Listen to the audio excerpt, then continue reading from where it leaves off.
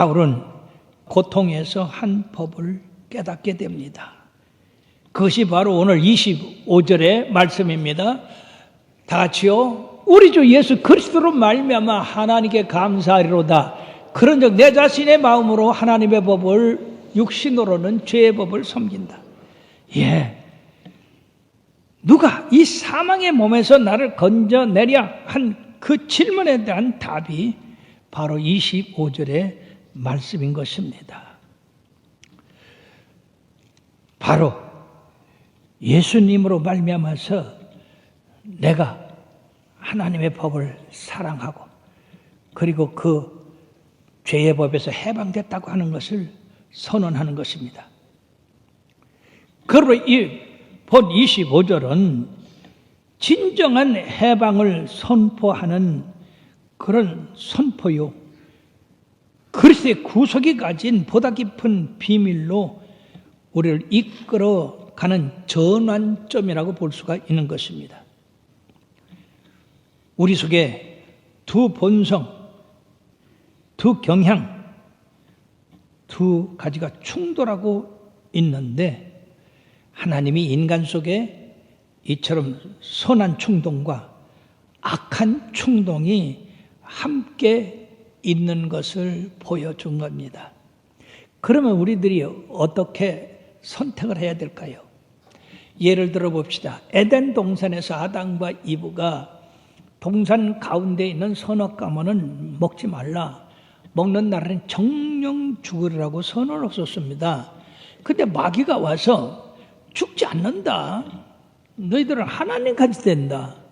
눈이 밝아져서 하나님같이 판단할 수가 있는 사람이 된다. 여러분, 이 두 가지가 지금 이 이브의 마음에서 싸움을 합니다. 하나님 말씀을 선택할 것이냐, 마귀의 말을 선택할 것이냐. 참으로 안타깝게도 이 이브는 그 선악간을 보니까 보암직도 하고 먹음직도 하고 지혜롭게 할 만큼 탐스럽기도 한지라 이미 하나님의 법은 떠난 지 오래가 됩니다. 따먹었습니다. 자기도 먹고 남편도 먹고.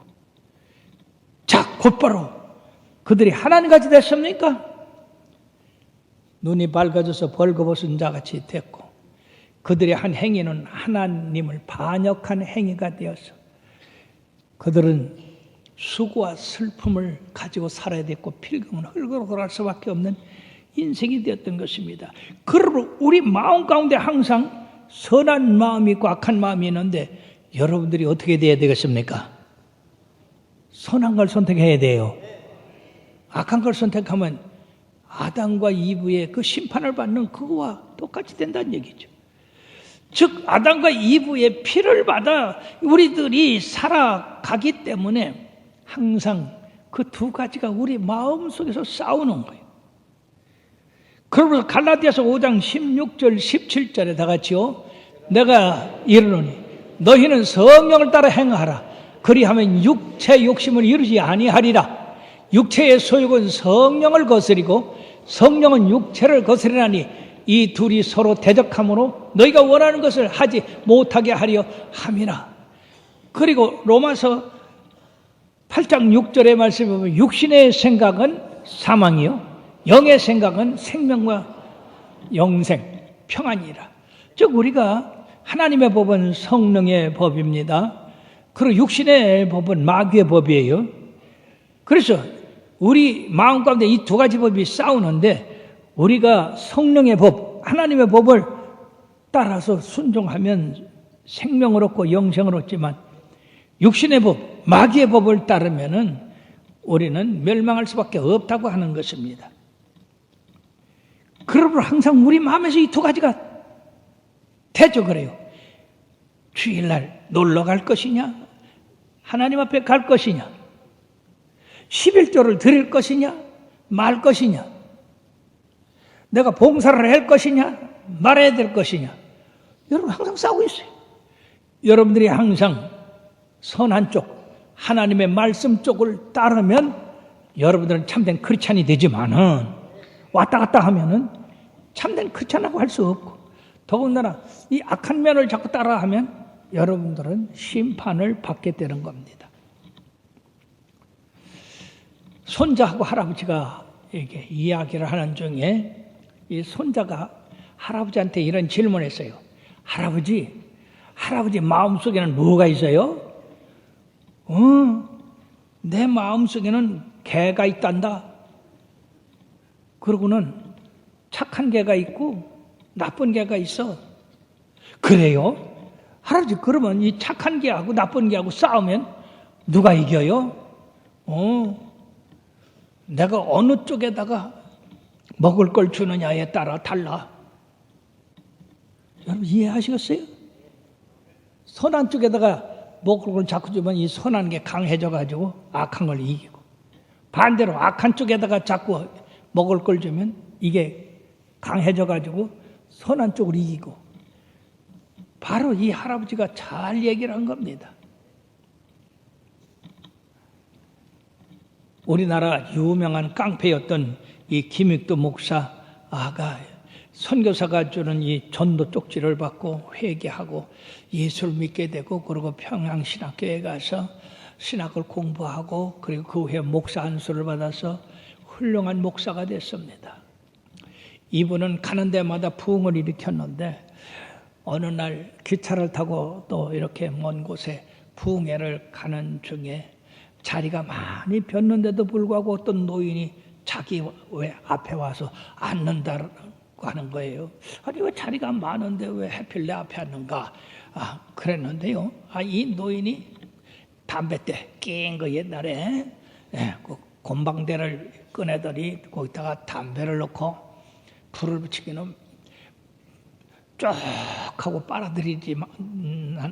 빨아들이더니 그 연기를 갖다가 이 김익도 목사님 얼굴에다가 푹 부는 거예요. 이 양반이 어떻게 앞에 사람이 있는데 그래 그 사람한테 연기를 내뿜는가? 그래서 그 연기를 피했어요. 그랬더니요. 이 할아버지가 또 담뱃대를 빨더니 연기를 또 김익도 목사 앞에다가 훅 부는 거예요.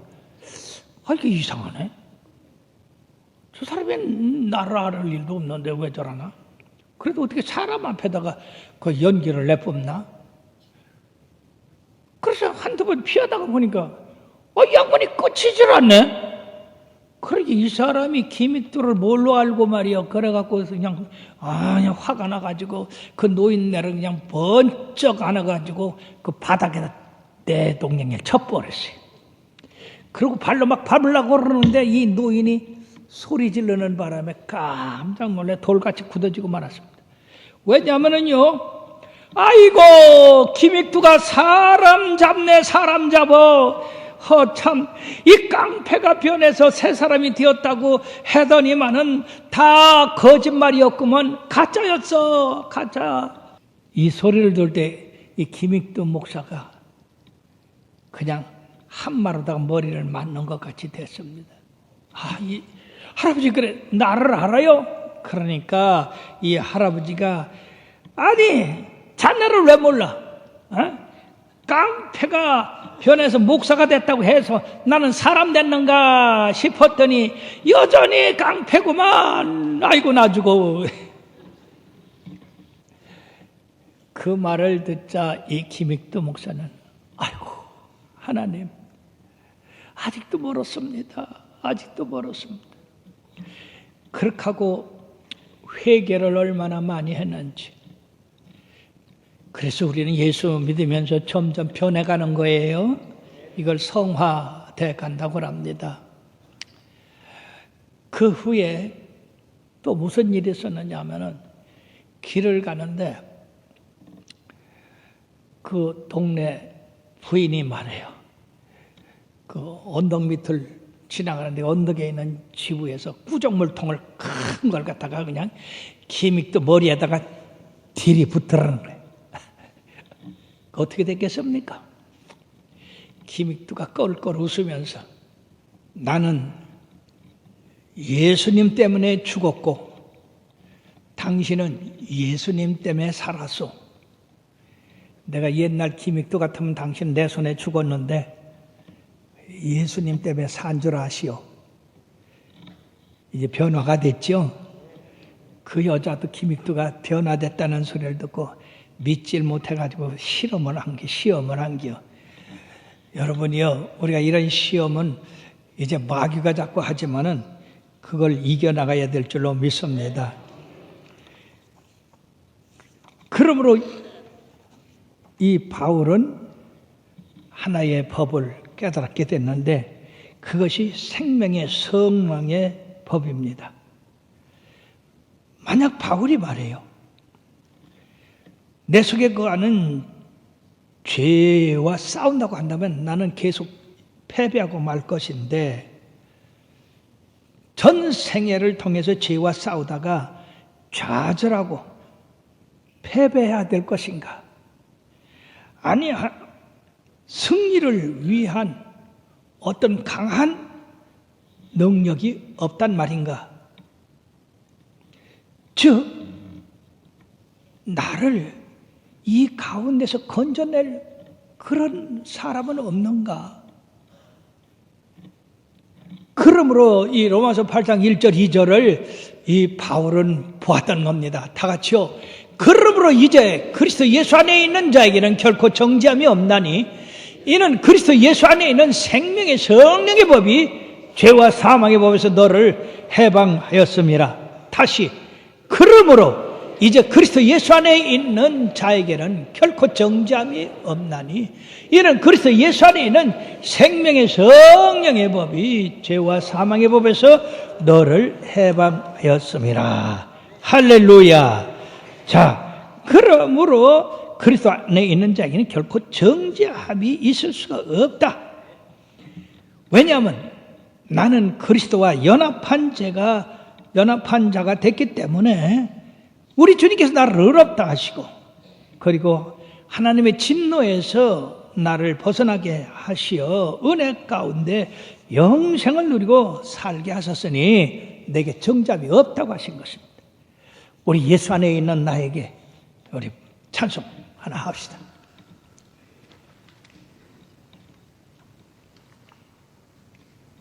그래요.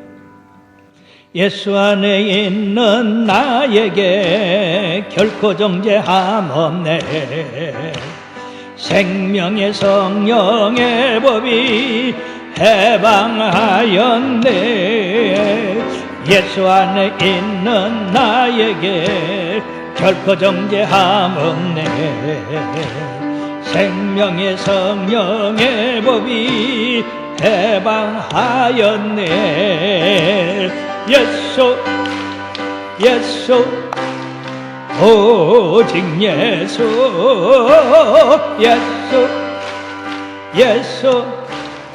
오직 예수 죄와 사망에서 나를 구원했네. 죄와 사망에서 나를 구원했네.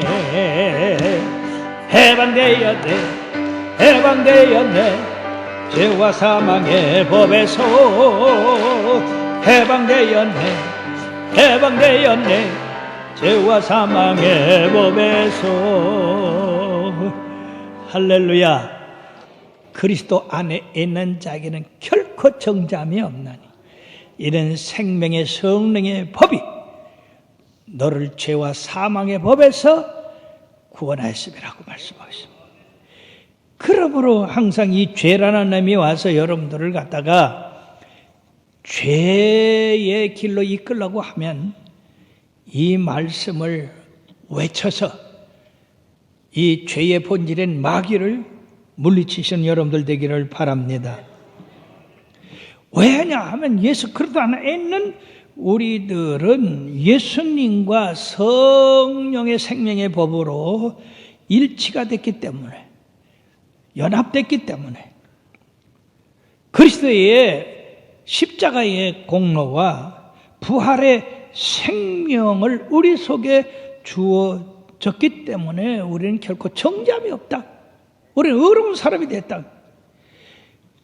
그러므로 로마서 8장 14절에는 무릇 하나님의 영으로 인도함을 받는 자들에게는 하나님의 아들이라. 고린도후서 5장 17절에는 그런즉 누구든지 그리스도 안에 있으면 새로운 피조물이라 이전 것은 지나갔으니 보라 새 것이 되었도다. 아멘. 그리스도 안에 있으면 새 것이 됐습니다. 마르틴 루터가 종교개혁을 일으켜서 교황청의 미움을 받아가지고 교황청에서 사형 선고가 내려졌습니다. 그래서 교황청을 피해 닿는 가운데에 그 독일의 지주들이 이 마르틴 루터를 보호해서 그를 갖다가 이렇게 숨겨줬습니다. 은거하는 동안에 라틴어로 된 성경을 바로 독일 말로 번역하는 일을 하고 있었습니다. 이때 자주 이 사탄이 나타나서 이 마르틴 루터를 참소를 합니다. 큰 종이에 뭘 빽빽하게 쓴 것을 갖다 마르틴 루터 앞에 내밀면서 이게 바로 너의 과거에 잘못한 죄를 적은 것이다. 보라, 네가 이렇게 많은 죄를 짓고도 네가 무슨 얼굴로 개척자냐? 네가 죄인인데 무엇 때문에 하나님의 성경을 번역할 수 있다고 하느냐? 그렇게 그냥 참소를 해요. 그럼 이 참소를 받은 이 마르틴 루터는 힘이 쭉 빠지고, 그래 나는 죄인이야. 용기도 없고 나는 할 수가 없어. 절망 속에 자주 빠져들었습니다. 자, 그러던 어느 날 바로 이 로마서 8장 1절 2절을 읽게 되었습니다. 다 같이요. 그러므로 이제 그리스도 예수 안에 있는 자에게는 결코 정죄함이 없나니 이는 그리스도 예수 안에 있는 생명의 성령의 법이 죄와 사망의 법에서 나를 해방하였음이라. 그렇게 마귀한테 외쳤어요. 네가 그 죄를 빽빽하게 쓴 밑에 반드시 이 로마서 8장 1, 2절을 그 밑에 써라. 그래 사탄아, 나는 죄인이다.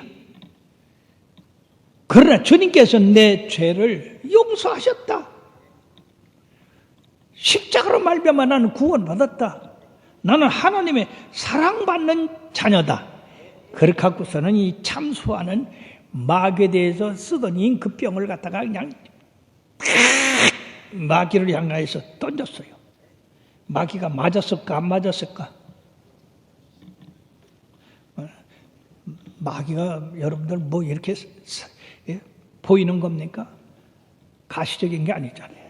그냥 이 잉크병이 벽에 날아가서 그냥 팍 깨졌어요. 그 지금까지 남아있대요. 사랑하는 여러분, 여러분들도 마귀와 싸워 이길 수 있는 그 길은 오직 예수 그리스도의 보혈의 피밖에 없는 줄 믿으시길 바랍니다. 그것만이 우리를 이 참소자에게서 해방시키는 일이 되는 거고, 그렇기 때문에 우리가 예수 안에서 당당하게 살아갈 수가 있는 겁니다. 저 자신도 목회를 하면서 그럴 때가 많이 있어요. 어떤 목사님이 아들이 잘못해서 매를 대니까 이 녀석이 쫓아나가더니 목사가 사람 패네! 목사가 사람 패네! 그래. 얼마나 약 올라요. 나도 자녀를 기르고 가정생활을 하다 보니까 화가 나서 자녀를 때릴 때도 있고 또 사모와 부대낄 때도 있고, 근데 꼭 그럴 때는 말이요, 내가 설교하러 들어가기 전에 그러더라고. 그런 말이 마귀는 이 기회를 안 놓쳐요. 절대. 성경 끼고 설교하러 가려면은요, 이 마귀가 야, 김 목사야. 그래. 너 목사냐? 목사지. 네가 어떻게 목사냐? 왜? 너 그렇게 분을 내고 화를 내면서 어떻게 성도들한테 가서 예수 안에서 우리가 온전하자라고 어떻게 얘기하며 서로 사랑하자 어떻게 하냐? 너 사랑하고 있냐? 너 자녀도 때리고 너 부인하고도 싸운 거 보니까 너 사랑이 없다. 근데 네가 어떻게 목사냐? 어떻게 설교하냐? 야, 좀 양심을 가져라. 그래서 그 마귀 말을 들으니까 정말 내가 목사 자격이 없어. 너는 자격 없어. 그러니까 설교하지 마. 그래가지고 교회 가다가 말고 성경 끼고 또 가네. 가다 보니까 이거 큰일이요. 예배는 시작되는데 설교 누가 야? 그러면 성도들한테 그러겠어? 아니 오늘 목사님 부부싸움을 해가지고 마음이 상해서 설교 못한디야. 그렇게 기도들하고 가. 그렇게 광고하겠어? 싸웠어도 올라가서 설교해야지. 어느 게 덕이요? 아마 여러분들은 이거 목사님 죄를 졌으니까 그러면 안 돼요. 그렇게 할 사람도 있어. 마귀 편에서. 이래서 올라가려다가 아이고 또 마귀가 또 참수야. 너 그래도 갈래? 자꾸. 그래 갔다가 왔다가.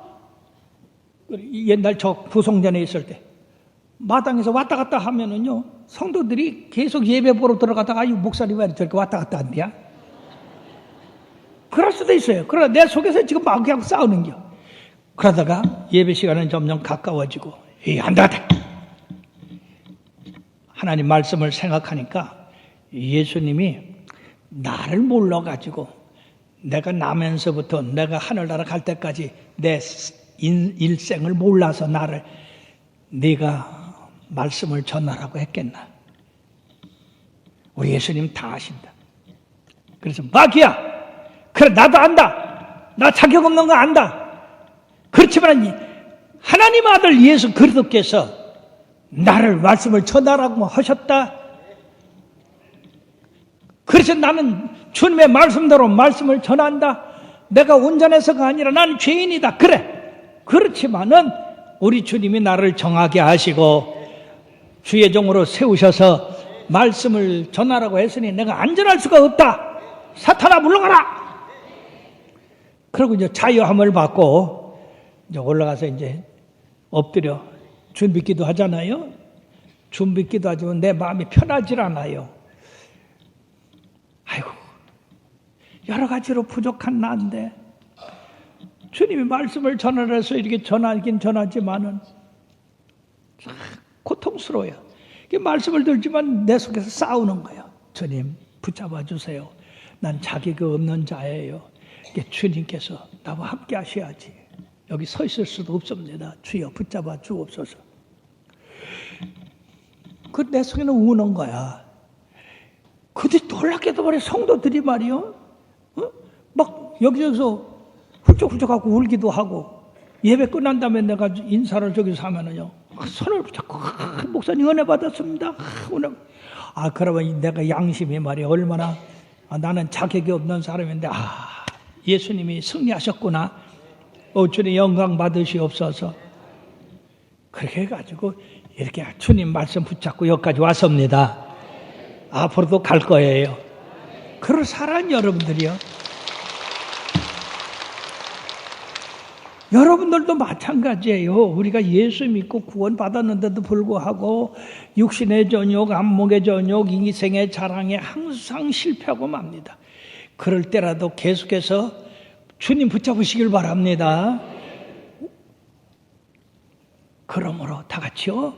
그러므로 예수 안에 있는 자에게는 결코 정잠이 없나니 이는 그리스도 예수 안에 있는 생명의 성령의 법이 죄와 사망의 법에서 너를 해방하였습니다.